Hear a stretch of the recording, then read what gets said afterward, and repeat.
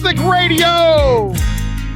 This is your host, Taylor Schroll. Alrighty, let's do this. I'm excited. We've just been kind of on a roll these last couple weeks, having a blast on the show. I do have to say, though, just right from the get-go, I got to throw Sam under the bus. Producer Sam, everybody's favorite producer in all of Catholic podcasting, all of Catholic Twitter. I don't know if that's true, but... No, it is not even close. Take that, Nick Sharappa. Okay, so you are the greatest producer in all of Catholic podcasting. But... Okay. That doesn't mean that you don't make mistakes. None of us are perfect. It's true. Even the saints, the holiest among us, have made mistakes before. It's very true. Today was one of them for you. Yes. But I'm gonna forgive you and let it slide. Oh, thank you. Because you've had a rough week. We're gonna get to that in a second. But we have to tell people what happened. Everything was going just fine as we began. Yes. And it takes a lot for me to do that intro, to just like yell at the top of my lungs. Yes. So sometimes I have to take my inhaler beforehand because I'm most of the time awesome. You have to do that. I'm very lightheaded currently. That's not good. Because when we started the first time, you'd thought it wasn't working for some very odd reason. I think it was because you didn't have your headphones on. Yeah, they weren't like all the way on my ears right, I guess, because you tend to be really loud in that one, so I don't put it on my ears all the way so it doesn't hurt my ears. Oh, so it's my fault you messed up. Yes. Okay, so I messed up by doing what I do every week. And Sam made me yell twice because the first one doesn't count. So I'm currently very lightheaded, but that pales in comparison, Miss Producer Sam. Yes. To the week that you just had. I want to set this up because those people who have been around the show for longer than a month, the last month has just been fantastic on the show. I'm feeling great. We've had great guests. We've been having a lot of fun. People think you're the greatest thing that's ever happened to Earth other than the Jesus and maybe some of the Marys and some of the apostles from the Gospels. But the month before was a pretty rough month. I was sick a lot, still doing the show. And I had this one week where I got like this guy, essentially I got in a hit and run. I was fine. He hit me, ran away. I had to chase him down. It became this whole ordeal. The cops lied on the paperwork. They said it was going to be his fault so I could get the insurance money. Then they didn't say it was his fault and didn't give him a ticket when they told me he would. Like just kind of rough week. And then like something else happened. Like I forget. The refrigerator stopped running, which is funny because that's usually like the oldest joke in the book. Right. Is your refrigerator running? No, it's not running, and I'm having a very bad week. so, Thanks a lot. So it was a rough week, but you had a week fairly similar. Now, everyone who listens to the show knows that I'm just extremely humble and loving. So of course your week was worse. But I just wanted to give it a little bit of a preface. We all go through this. We all make mistakes. We all have rough weeks. But yeah, we're still here doing this whole Catholic thing. Why don't you let the good people who just love you on the Twitters especially. Hello, everyone. Hello, everyone. Let people just give them a little bit of insight into the week you had this week. Yeah, so I started not to feel super well. That was on the 100th episode. That's when I was like super sick. So 2 weeks ago when we all told you, hey, you should go to the doctor, and you said... Yes. I said it's just allergies. We're like we all think you're very pretty, but we all were like, you look terrible. Go to the doctor. Go to the doctor. So I didn't, and I had too much work to do mostly, so I didn't go to the doctor. But then Friday, I got a phone call that this is like actually serious. My parents were in a car accident. And so all I knew is they were on a certain street. So I was driving around trying to find them. Just terrifying. Yeah, it was absolutely terrifying. Driving around, finally, of course, it's where all the fire trucks and ambulances and like all of the police cars, and it looked like it was going to be this big thing. And I just like didn't know what I was going to do. And it was very terrifying, very, very terrifying. So then I get out there, finally find where they are. I get out of the car and it starts pouring, down raining. So I'm already sick in the rain. not knowing what's going on. They won't let me into the fire truck because they're trying to get my mom's stuff all figured out and make sure she's okay, that I could drive her to the ER instead of the ambulance. So it was just like a very like terrifying, scary thing. Everyone's, okay, we got bumps and bruises and, things like that. But we were trying to rest at home. And the very next day, Saturday, I felt miserable. So my mom's like, just go to the doctor. There you go. There's a nice little cop Wonderful. for you. So went to the doctor. She was like, yeah, why didn't you come to me so much sooner? So I got all this medicine. I had to get a shot, which I hate shots. Shots are the worst, but they're good for you. So I did it. And then got home, felt fine. Sunday, took my medicine As again. you said that, like, it's the worst, but it's good for you. I was going through all the jokes I could have made, and I was like, yeah, I'm just going to let this one go because I'd get in trouble for anything I said. Let's not do that. So then Saturday, I took my medicine. No, sorry. Sunday, I took the medicine and realized that the medicine they gave me has something that I'm allergic to in it. So I broke out and was itchy and miserable. So yeah, the last couple of days have not been the best couple of days. That's the absolute worst. Because like, obviously, like with your parents, like nobody, like they couldn't have prevented that. Like it was the other person's fault. Right. Nobody could have prevented that. They absolutely could have. Like you're already stressed out from the wreck. Like your parents are fine now. They're still hurting. So guys, pray for them. Pray for the producer Sam's family. Because it's still. I mean, it was a rough week last week, but they're still dealing with the pain and the hurt of that. So pray for them. The other thing though is that like your medicine thing absolutely should have been prevented. Oh yeah, 100%. So you were telling me before the show when you and I were catching up, because also in the midst of this, it wasn't as big of a deal to you, but everybody knows how much of a millennial I am. Your phone stopped working in the midst of all this because it got rained on while you were out there. So like I was like, Sam, where are you? And just never answered. And then I got, then I've heard from a friend that your phone wasn't working. I was like, okay, good. She's alive. She's not ignoring me or something. Yeah. I forgot what I was saying. Fantastic. I don't know what you were going to say. Oh, yeah. It absolutely could have been prevented. Like there was a piece of paper that said you're allergic to penicillin. It was highlighted and they gave you it anyway. Correct. like I tried to make it better and it got worse. The whole one-upsmanship thing, right?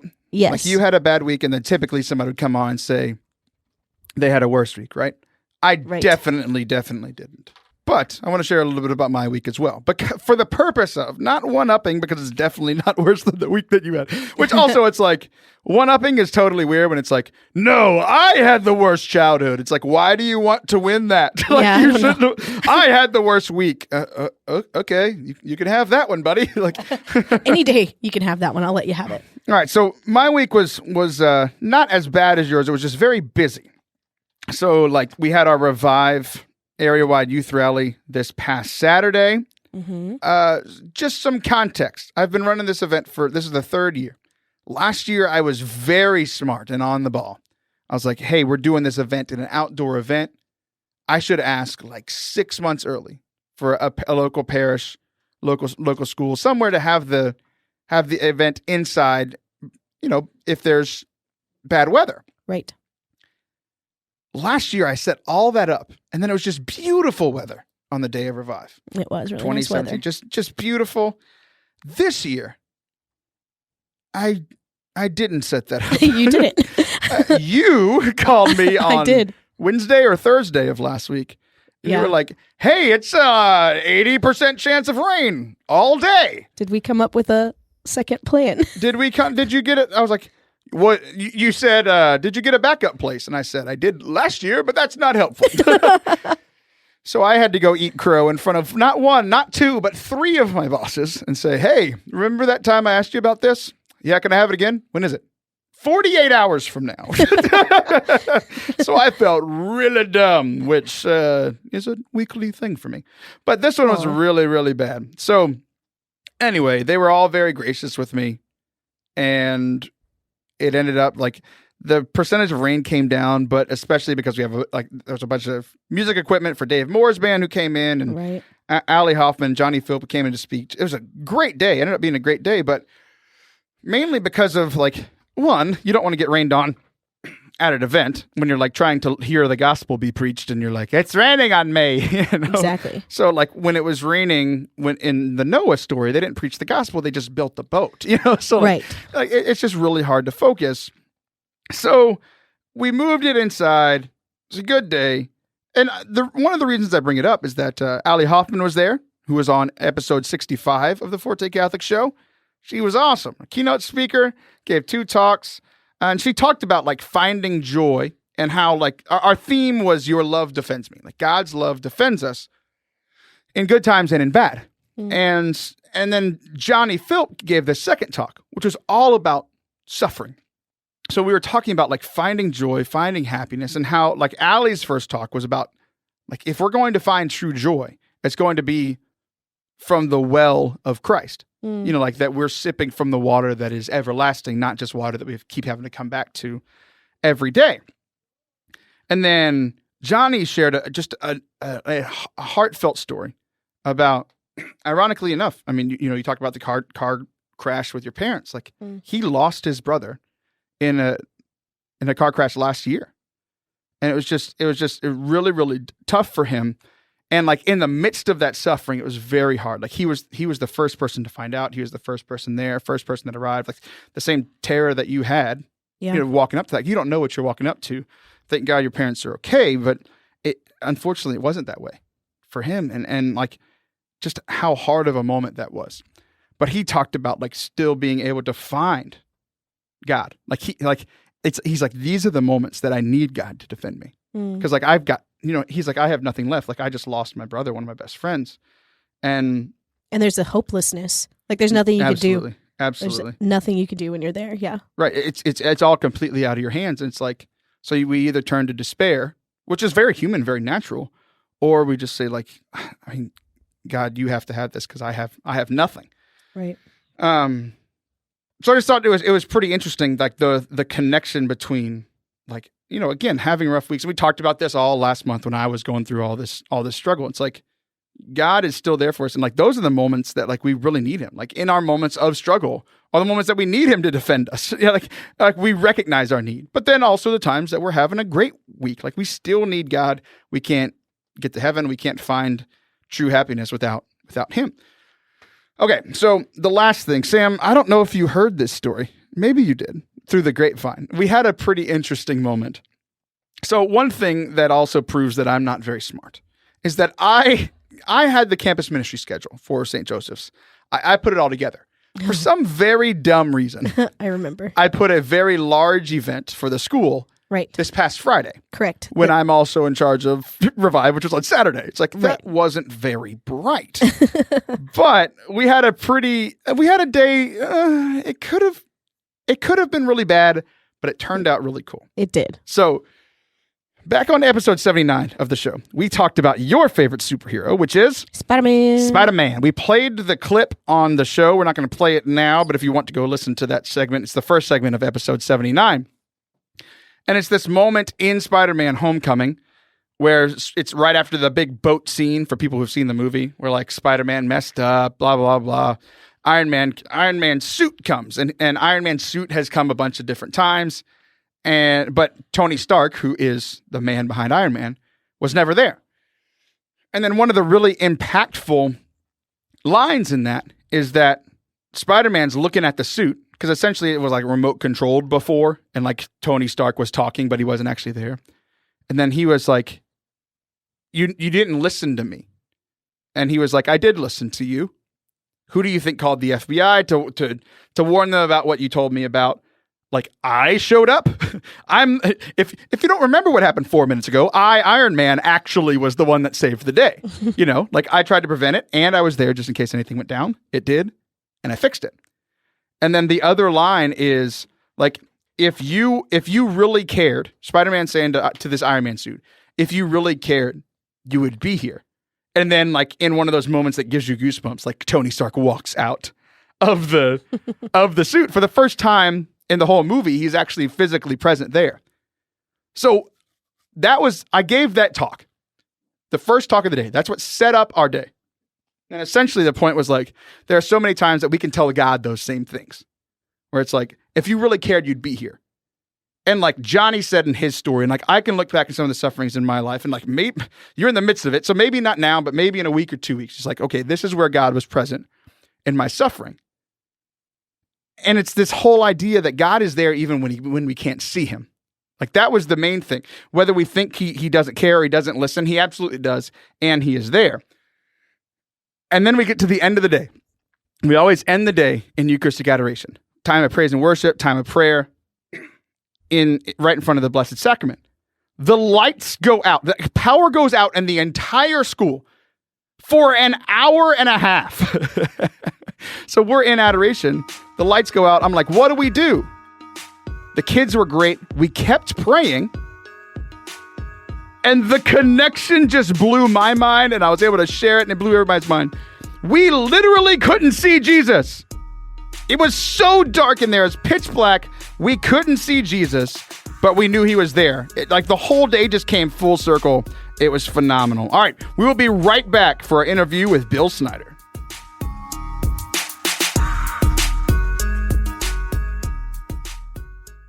Hey, I just wanted to stop and take a moment to tell you to go visit the website for all your Forte Catholic needs, ForteCatholic.com. You can find old podcast episodes. You can find info on my music, on my speaking. You can find booking information. If you want me to come out to your parish or diocesan event or school, I would love to. Go check it out, ForteCatholic.com, and enjoy the rest of the show.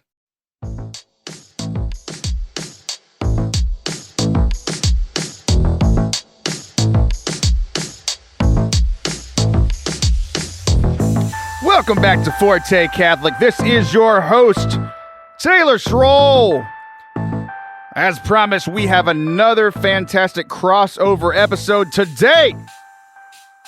Mr. Bill Snyder is here on the line today from Young Catholics Respond. He is our guest today. I was his guest. We recorded it a couple weeks ago. It is releasing this Thursday, the 27th. We're just coming at you, doing a little bit of cross-pollination. I believe that is a term that I should have learned in science class.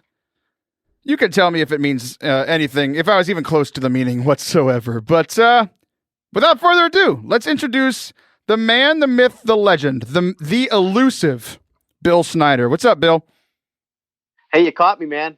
I'm on with you. It's great to be here. I caught you. Oh, yeah. Oh, I see what you mean.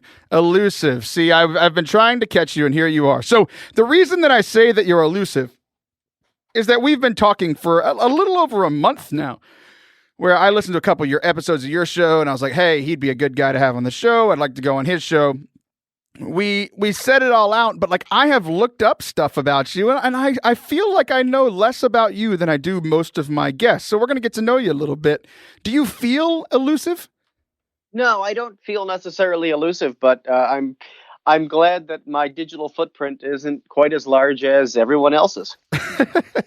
That you're very good for the environment. There's something about a footprint in the environment. Again, I think I'm wrong. But all right, so you've been elusive to me. So I want people to get to know you, and I wanted to get to know you a little bit more, because when I went on your show, and typically, you try to make it about the guest. Well, now we're going to flip the tables like Jesus did, and I'm going to make you the center of attention. Tell people who Bill Snyder is. Well, I'm a Jesus-loving guy from Philadelphia, Pennsylvania. I grew up in Philadelphia, Pennsylvania, so Philly is a big part of who I am, right? I'm an Eagles fan, a disgraced Philadelphia Phillies fan right now. And if you're watching any of the news today about the Flyers mascot, Gritty, he just came out, and he is the most terrifying mascot in all of professional sports. So first of all, I grew up in Philadelphia, love my Philadelphia sports teams. But beyond that, as I said, I'm a Jesus-loving dude. I was set on fire in high school through my high school youth ministry program for Jesus Christ, and which was out in Paoli, Pennsylvania, St. Norbert. So I'll give them a shout out. Awesome youth group out there, Life Team, the whole bit, and just fell in love with God. Went to school, got my bachelor's degree, TV, radio production, and theology. So here I am geeking out for Jesus. with my brand new glasses I got 2 weeks ago, and first time ever I needed glasses. So now I've officially got geek status in the Catholic Church with that. So yeah, super excited to be here talking with you. If I had to give you a brief overview, that is what I do and who I am. I have so many follow-up questions. The first, we're going to work backwards. We're going to start with the glasses. So you told me right before you came on that you are 33 years old, the age of Jesus. You know what I've never thought about before? Like, do you think that Jesus or the apostles were people in need of glasses? Like, I don't think glasses were a thing 2,000 years ago. Again, I could be wrong, but what do you think? Jesus probably had perfect vision just because he's, perfect God. But Peter probably needed, bifocals. He was both short-sighted and probably far nearsighted. Physically and mentally. Yes, exactly. So yeah, I would think some of the apostles definitely needed the specs.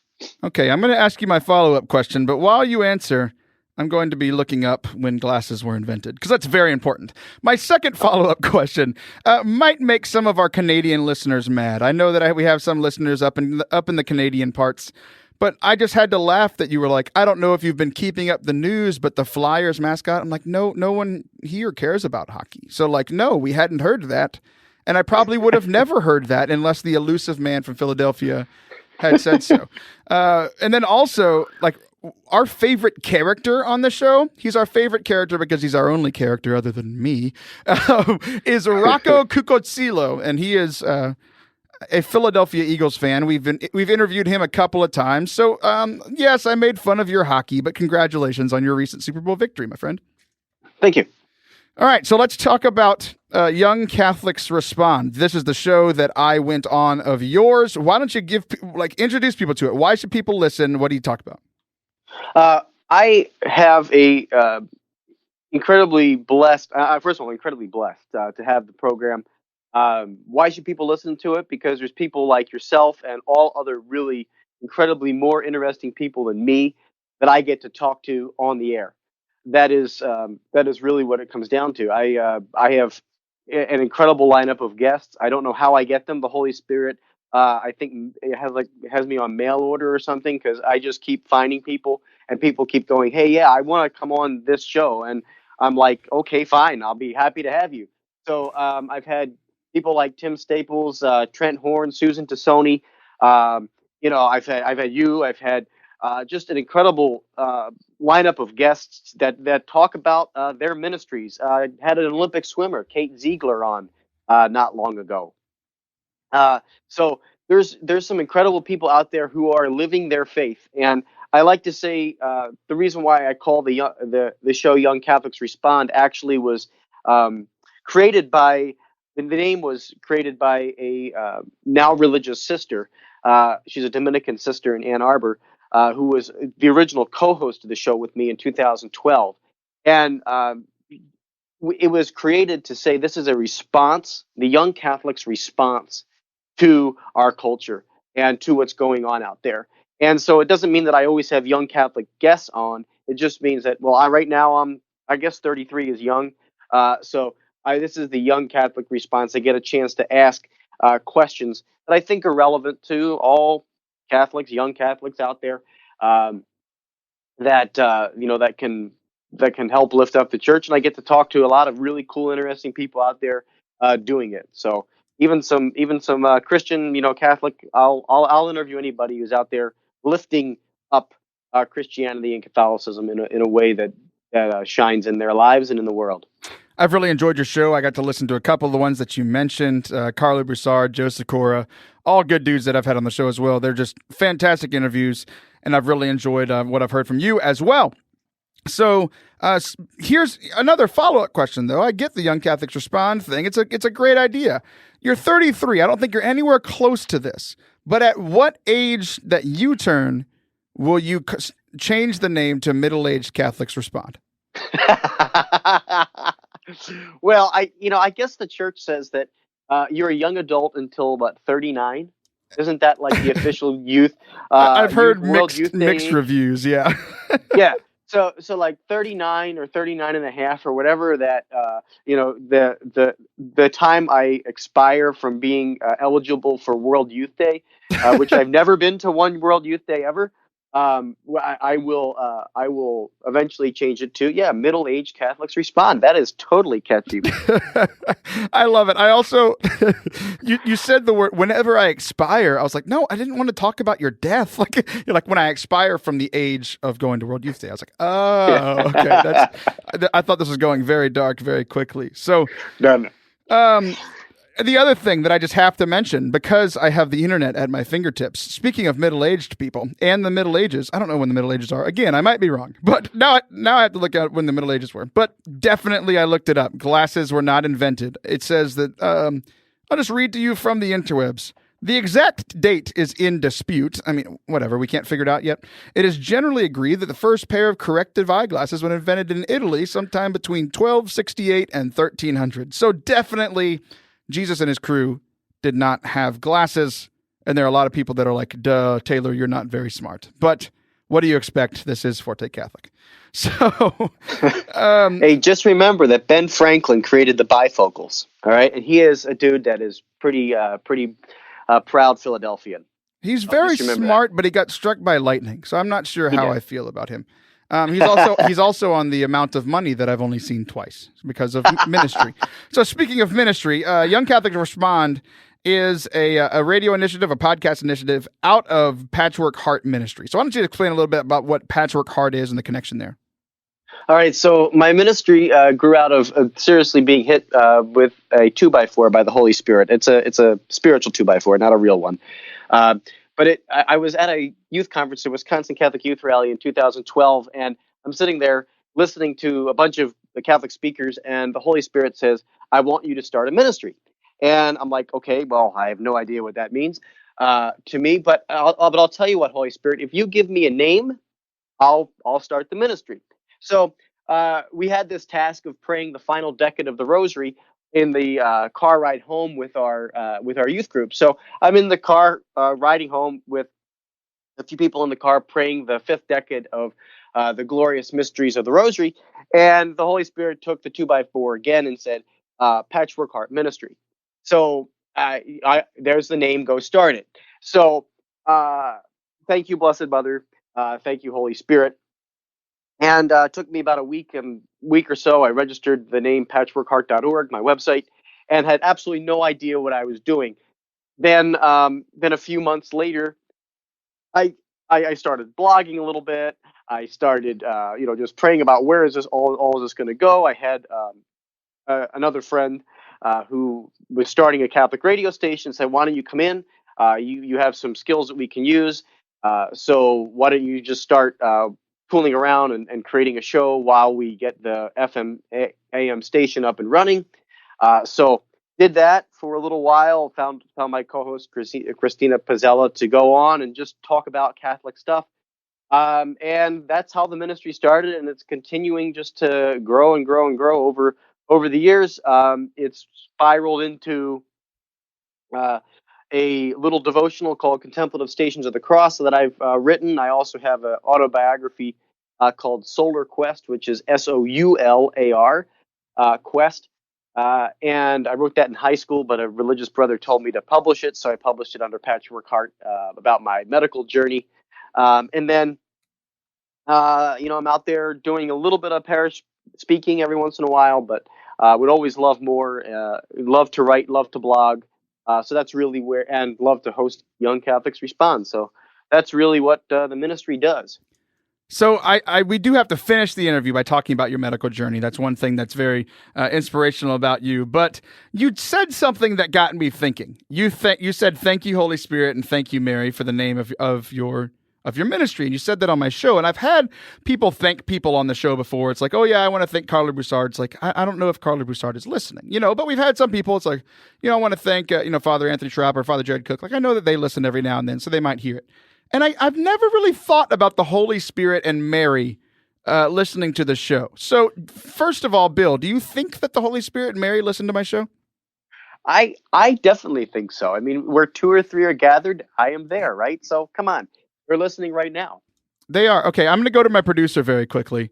Sam, I kind of figured the answer was yes, at least for the Holy Spirit. He listens. I think Mary has a choice. The Holy Spirit has to because it's scriptural. Sam, what do you think that the Holy Spirit and Mary think about Forte Catholic? They like it. They like it. And they think that everyone should go to Patreon and support Forte Catholic so that producer Sam can have other things that she desires in life.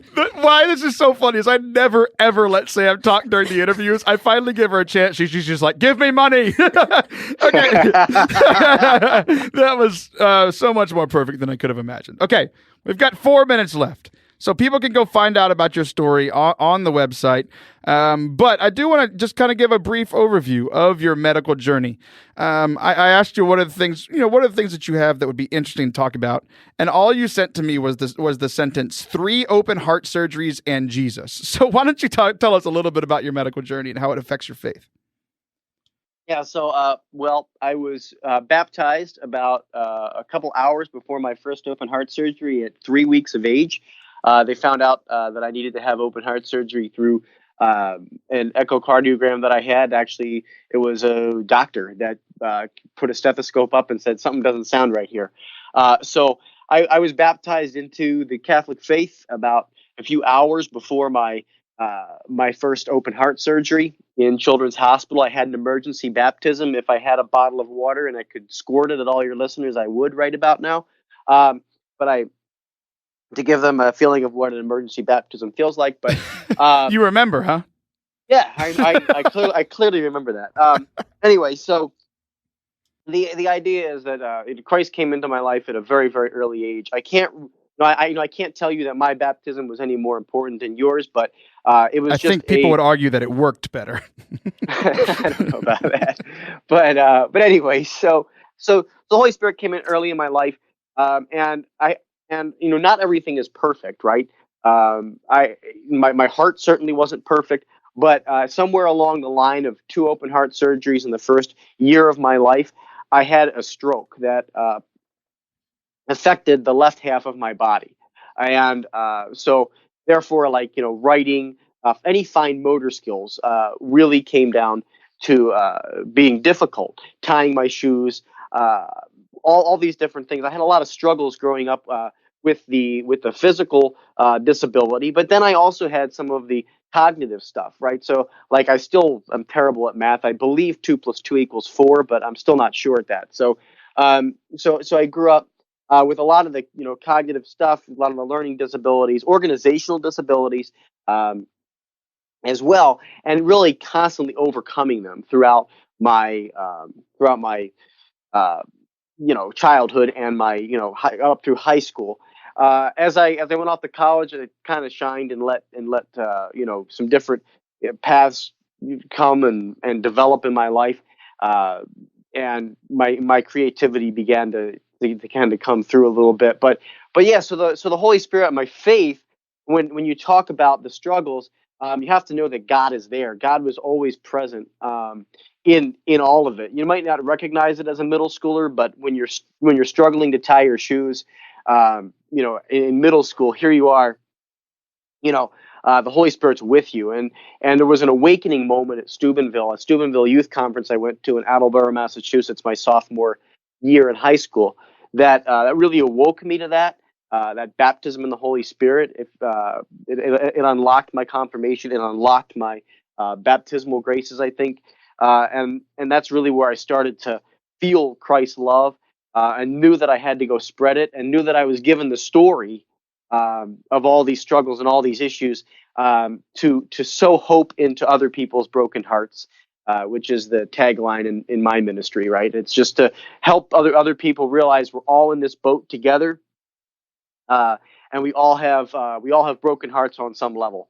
So that's really what my ministry is about. And I just use my personal witness. I use my personal story. I use my personal my personal struggles and successes to try and just sow hope into broken hearts. Well, Bill, thank you for sharing. Thank you for your witness. Thank you for coming on the show today. Where do you want to send people? How can people get in touch with you? I think the best place to quickly follow me is either on Twitter or Facebook, right? That's where all the show links are. So you can find the show on my Twitter at PWH Ministry, or Facebook is Patchwork Heart Ministry as well. And then patchworkheart.org is the website if you want to learn more about email lists, and you want to have me come out to your parish and talk to you about what it means to love Jesus more. Awesome, Bill. Well, hey, thanks for coming on, and thanks most of all for sharing that story about the Flyers, and good luck to you guys in just dealing with that mascot. Thanks so much. All right, thanks a lot, Bill. Guys, we will be right back for our final segment of the day. We're going to continue talking about some of the struggles, and we're also going to get into this thing called Curious Cat. I don't know if you guys have ever heard of this, but it's this kind of odd social media thing that it's mainly through Twitter. It's just random people asking questions, and me and producer Sam are going to answer some of these questions because I don't want to do it by myself on the Twitters. We'll be right back.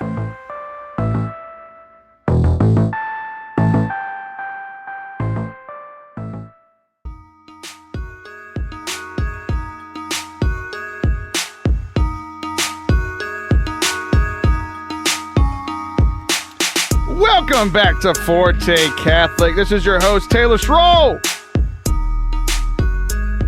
Producer Sam, here as always. Producer Sam and I are going to have a little conversation here. She's going to help me with something. Because there's this thing called Curious Cat. It's a social media that it's primarily through Twitter, but you can send it to your Facebook and stuff too. Essentially what Curious Cat is people can ask questions of you anonymously. Where essentially the idea is they'll ask you anonymous questions, you will answer them on your Twitter feed, on your Facebook, so that people can kind of get to know you a little bit. Well, everybody knows that Sam is the most popular person on Catholic Twitter, although she doesn't even have a Twitter. That's what I keep being told. I don't actually know if this is true. This could be an elaborate prank. You might not be the most popular person on Catholic Twitter, but you are the favorite person of the most popular people on Catholic Twitter. Famous people like you. Okay, thanks. I was thinking This is kind of Inception-like. I didn't understand. The favorite people of the favorite people on the Twitter of the Forte Catholic like... Is it still spinning? You. I don't know. The top is still spinning. Okay, so here's the deal. I get asked some of these Curious Cat questions, and I've never fully gotten behind this whole Curious Cat thing. A lot of people who are popular on Twitter use Curious Cat a lot to be funny, to engage with their followers, whatever. I've always thought it was kind of weird. So I've only answered a few of them. Okay. So essentially, if I tweet out an answer to one of these questions, people see the question. They don't see who sent it, because I don't see who sent it. They see the question, and then they see my answer. I get asked a lot of weird questions where I'm just like, I don't think people should care about this. But obviously someone does. Right. Because someone asked this question. So, what I'd like to do is start a new segment on the show that, of course, we have no prep for. Of course. Because I didn't plan anything because of said busy week earlier that we talked about in the first segment. But there will be one very soon. But essentially what we're going to do, Sam, we're going to do one of two things. And by that, I mean both of them. Okay. Either we are both going to answer these questions so that people can get to know us a little bit better. They can get to know the producer, Sam, that everyone knows and loves. They can get to know me. I'm going to pull up this tweet that you'll like this a lot. I think I showed this to you. But essentially, I started ranking most popular people ever in Forte Catholic history, right? So how did I do this? I ranked number one most famous people to ever come on. I believe I put maybe Father Anthony. No, not Father Anthony. I don't remember what I did. I should have pulled this tweet up earlier. It was something essential to the effect of Father Anthony Sciarappa, Bearded Blevins, and then we that was number one, number two. Oh no, here's what it was. Number one was producer Sam. Number two was wife Sam. That's important. Number three was Bearded Blevins. I think I put Father Anthony down a little bit lower just to mess with him. Sounds about right. Like 14 and 15. Like I skipped a few. 14 and 15 was like the Lance Rosen from The Coaster, Annie Fulkerson from Salt and Light. Okay. Then I went down to 113 because earlier in that week I'd said there's been about a little over 100 people involved with the show. So 113 most popular people. I was number 113. Oh, no. So what this is essentially getting to know the most popular person in Forte Catholic history and the least popular person in Forte Catholic history, the least liked at least. All right. Okay, so either we're both going to answer, okay, or if it's a tough question that I didn't really want to answer, you're just going to help me along. You're going to help me give my answer, okay? We'll see. First question, and we'll both answer this one. Okay. Are you happy, and why? Or why not? Yes, I am happy. And I know this is going to sound super cheesy, but it's because of Jesus. Because there's no way you have a week like this and you can still smile without loving Jesus. So that is my answer. I too am happy. And my answer is going to sound very cheesy as well. But how can people not be happy when Gouda cheese is a thing? I mean, it's true.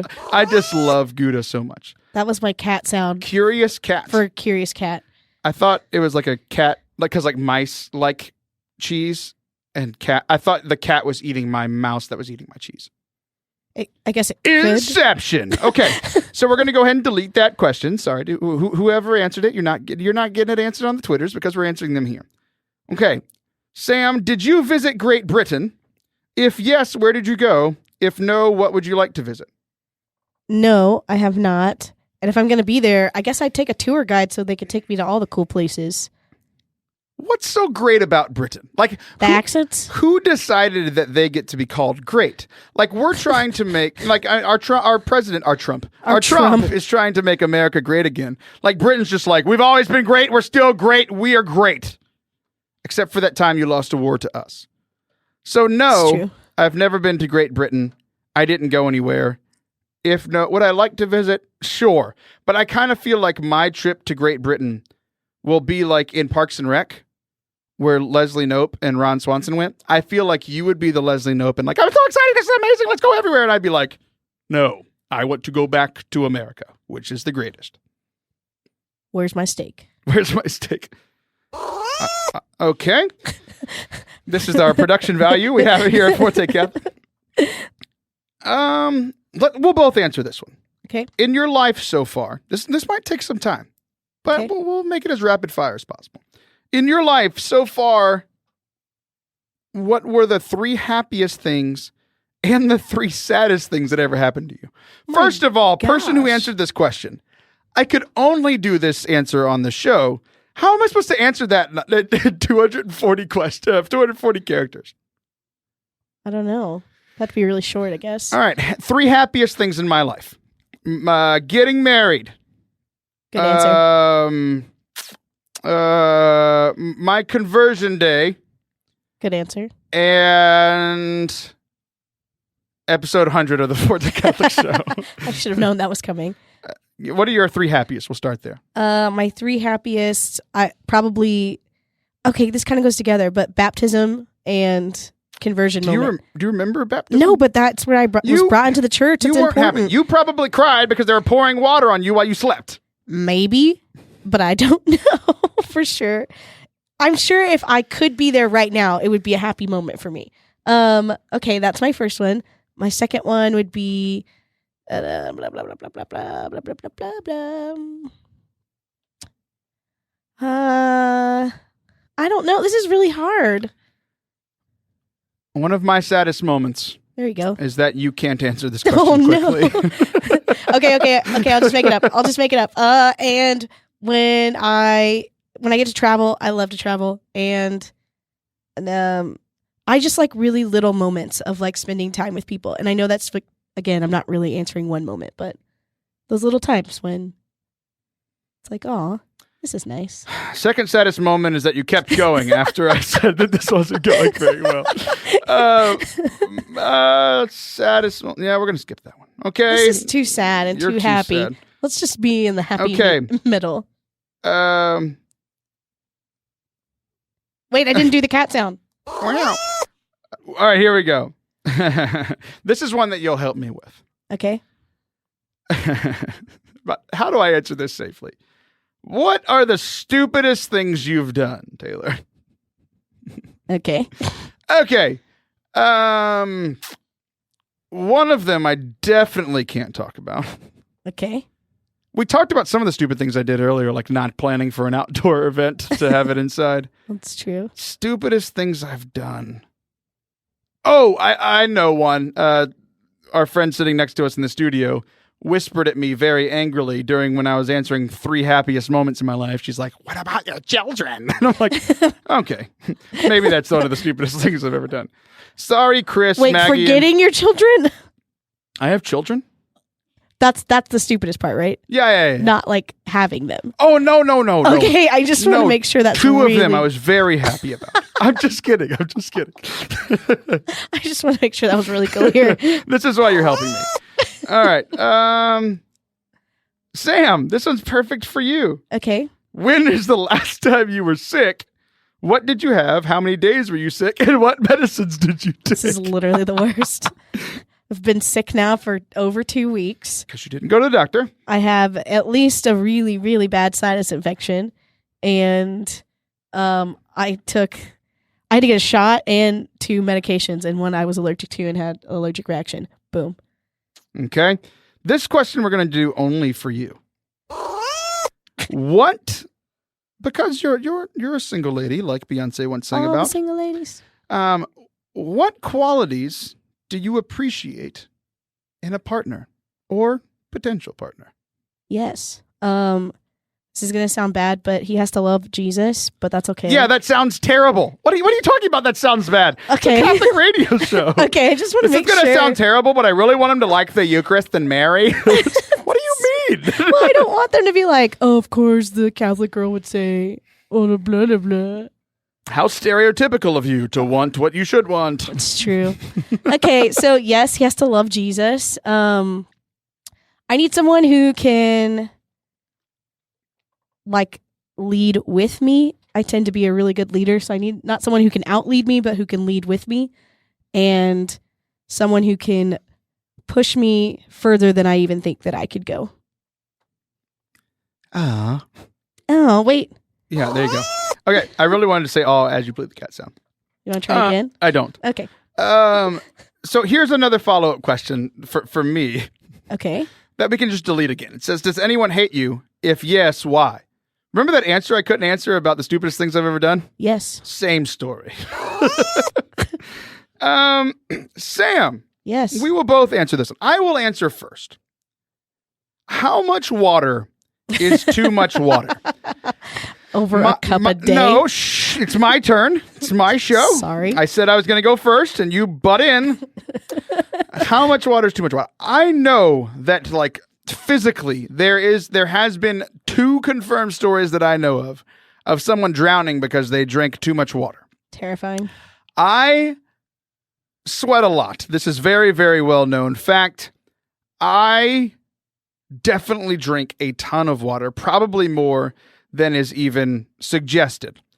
I've never come close to drowning myself in my water in my belly.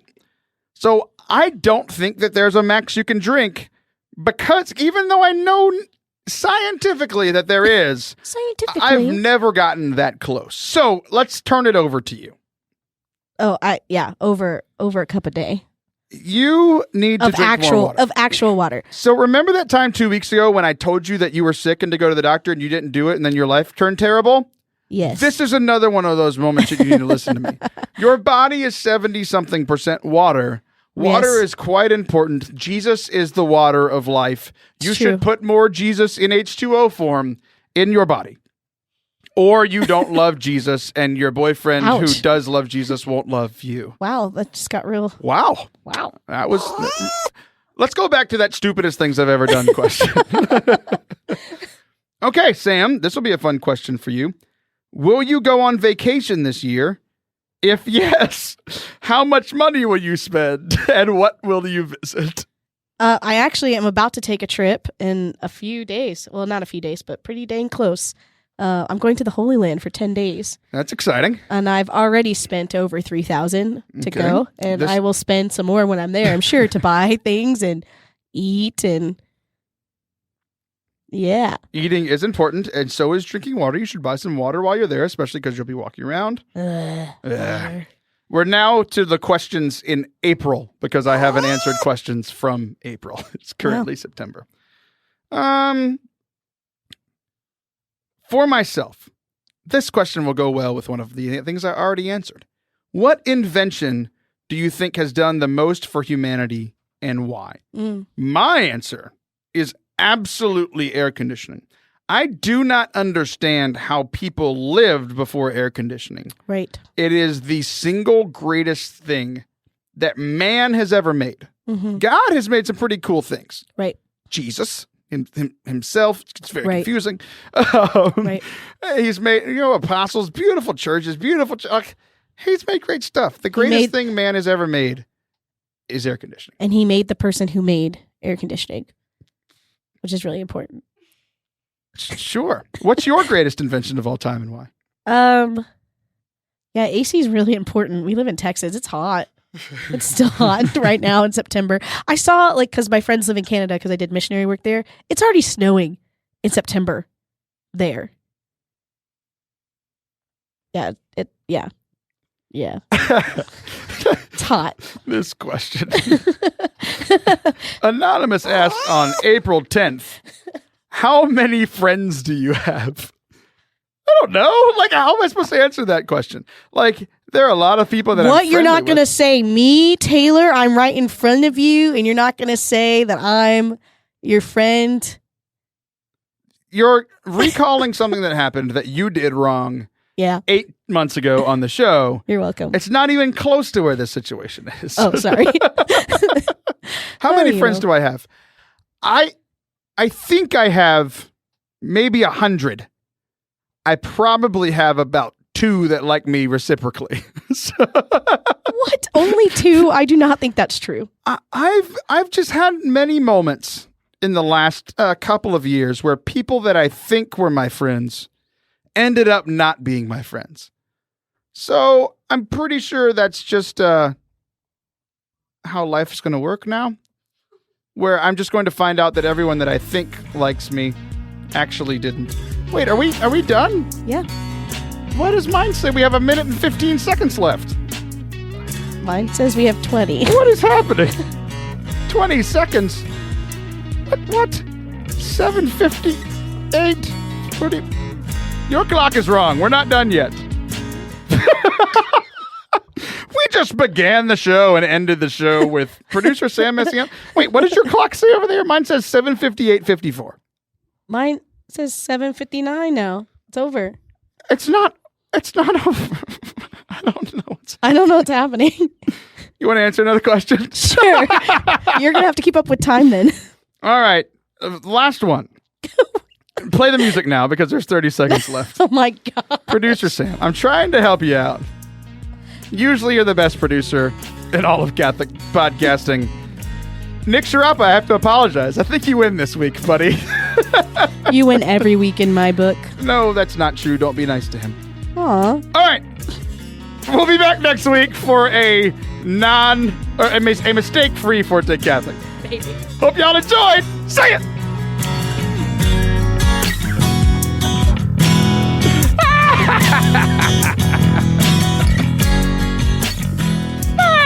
Sam.